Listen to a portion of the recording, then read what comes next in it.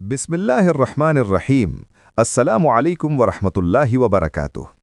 क्या खुदा मौजूद है? ये कोई नया सवाल नहीं है। सदियों से लोगों के जहनों में घूम रहा है। यही वजह है कि फ़लसफ़ियों ने किताबें लिखीं, साइंसदानों ने तजुर्बे किए और मजहबी रहनुमाओं ने दलाइल दिए। लेकिन आजकल तो ये सवाल एक बार फिर से ट्रेंड कर रहा है। सोशल मीडिया हो या आम महफिलें, हर जगह बहस छिड़ी हुई है। ख़ास तौर पर हाल ही में इंडिया के न्यू दिल्ली में जो मुबाहिसा हुआ जावेद अख्तर साहब और मुफ्ती शमाइल नदवी साहब के दरमियान, उसने तो सोशल मीडिया पर तहलका मचा दिया है। ये 20 दिसंबर 2025 को हुआ और तकरीबन 2 घंटे का था। लोग धड़ाधड़ वीडियोस शेयर कर रहे हैं, यूट्यूब पर मिलियंस व्यूज़ आ चुके हैं और हर कोई अपनी राय दे रहा है। कोई कहता है जावेद अख्तर ने लॉजिक से बात की, कोई मुफ्ती साहब की फ़लसफ़ियाना दलील को सराहता है। सोचा अपने अंदाज में आज इस बारे में थोड़ा खुलकर बात कर लें ताकि माइंड क्लियर हो जाए। देखिए, जावेद अख्तर साहब जो एक मशहूर शायर और नास्तिक हैं, उन्होंने बड़ा सीधा साधा पॉइंट उठाया। दुनिया में इतना दर्द, जुल्म और नाइंसाफ़ी क्यों है? अगर खुदा है तो वो ये सब क्यों देख रहा है? वो कहते हैं कि इंसानी आज़ाद इरादा तो ठीक, लेकिन कुदरती आफात, ये बीमारियां और बच्चों का दुख, ये सब खुदा की मौजूदगी पर सवाल उठाते हैं। ये प्रॉब्लम ऑफ ईविल का क्लासिक दलाइल है जो सदियों से चल रहा है। दूसरी तरफ मुफ्ती शमाइल नदवी साहब जो एक इस्लामी स्कॉलर हैं, उन्होंने फ़लसफ़ियाना अंदाज में जवाब दिया। वो आर्ग्यूमेंट ऑफ कंटिंजेंसी की बात करते हैं, यानी ये कायनात खुद से ज़रूरी नहीं है, इसे वजूद में लाने के लिए एक ज़रूरी हस्ती चाहिए जो खुदा है, वरना सब कुछ क्यों से क्यों की जंजीर बन जाएगी जो कभी ख़त्म न हो। वो कहते हैं कि जुल्म इंसानों की आज़ाद मर्जी से होता है। खुदा ने हमें टेस्ट के लिए ये आज़ादी दी है और आखिरत में इंसाफ होगा। ये मुबाहिसा बहुत सिविल और एहतराम वाला था, कोई चीखो पुकार नहीं, बस दलाइल का तबादला। मुझे लगता है इससे एक बात तो वाज़े होती है कि ये सवाल साइंस से नहीं, फ़लसफ़ा और ज़ाती तजर्बे से जुड़ा है। कुछ लोग कहते हैं कि खुदा को साबित करने की ज़रूरत नहीं, वो एहसास है। दूसरे कहते हैं कि सबूत ना हो तो यकीन कैसे? अगर देखा जाए तो ये सवाल जितना कदीम है, आज के मॉडर्न दौर में इतना ही ट्रेंडिंग हो चुका है।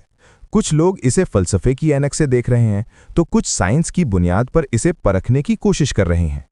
इंसान जब से सोचना शुरू हुआ तब से पूछ रहा है कि ये सारी कायनात, कहकशाओं का फैलाव, ये सितारे, ये ज़मीन और हमारी ज़िंदगी, ये सब किसने बनाया? क्या ये सब महज इत्तेफाक से तो नहीं हो गया?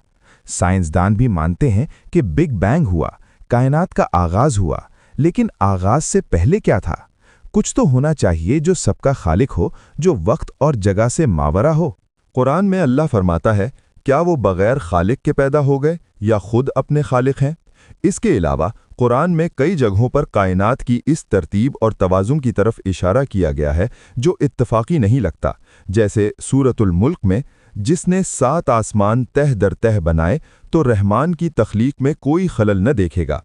इन तमाम बातों को देखकर अक्ल पुकार उठती है कि ये सब कुछ महज एक इत्तफाक नहीं हो सकता। भला क्या ये मुमकिन है कि इतनी अजीम किताब खुद ब खुद लिखी गई हो और इसका कोई मुसन्निफ न हो? अब यहाँ आकर अक्सर लोग कहते हैं, सबूत चाहिए, खुदा का वजूद साबित करो।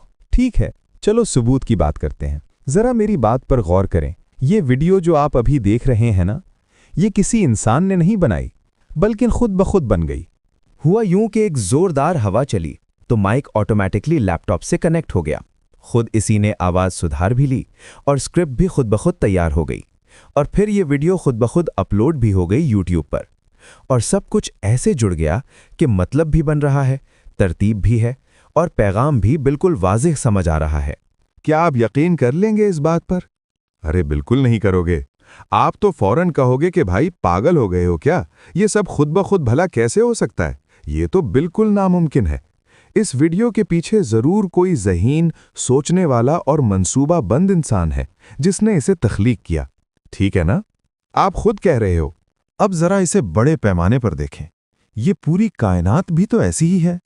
एक छोटी सी वीडियो भी अगर इत्तेफाक से नहीं बन सकती, तो ये अरबों सितारों वाली कायनात, जहां हर चीज़ एक दूसरे से जुड़ी हुई है, जानदारों की पेचीदगी, डीएनए की कोडिंग, ज़मीन का ठीक दर्जा हरारत जो ज़िंदगी को मुमकिन बनाता है, یہ سب کیسے اتفاق سے ہو سکتا ہے؟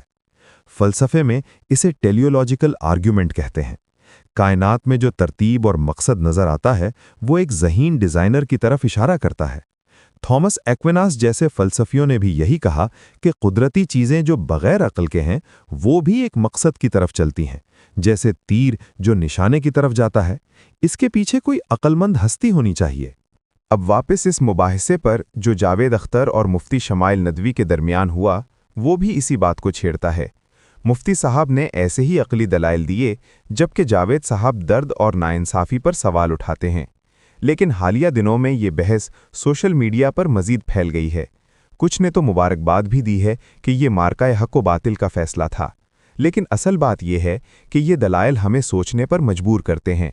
اگر ایک سادہ سی چیز بھی ڈیزائن کی ضرورت رکھتی ہے تو یہ کائنات کیسے بغیر خالق کے چل رہی ہے؟ آپ کا کیا خیال ہے؟ کیا یہ اتفاق ہو سکتا ہے یا واقعی ایک پلان ہے؟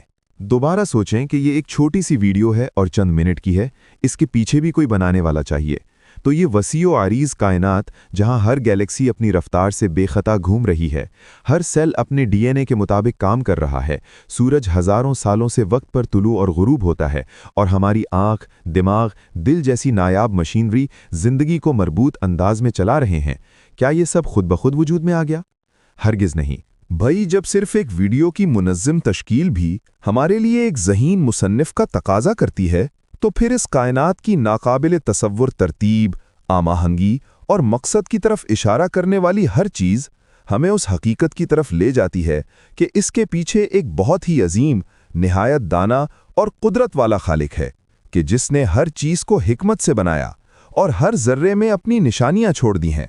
اللہ تعالیٰ فرماتا ہے، کیا وہ اللہ کی نشانیوں پر غور نہیں کرتے؟ جب اپنے ارد گرد اور اپنے اندر دیکھیں تو ہر سانس، ہر پل، ہر ذرہ خدا کی موجودگی کی گواہی دے رہا ہوتا ہے۔ یہ سب اللہ کی نشانیاں ہیں بھائی۔ دل کھول کر سوچئے، تھوڑا غور کیجئے۔ عقل کا تقاضا ہے کہ جو چیز بھی ترتیب والی، ڈیزائن والی ہو، اس کے پیچھے کوئی ڈیزائنر ضرور ہوتا ہے، اور اس پوری کائنات کا خالق، مالک اور ڈیزائنر ایک ہے، اور وہ اللہ ہے۔ تو دوستو، اس ویڈیو کا مقصد یہ ہے کہ خدا نہ صرف موجود ہے، بلکہ ہر پل، ہر لمحے ہمارے ساتھ ہے۔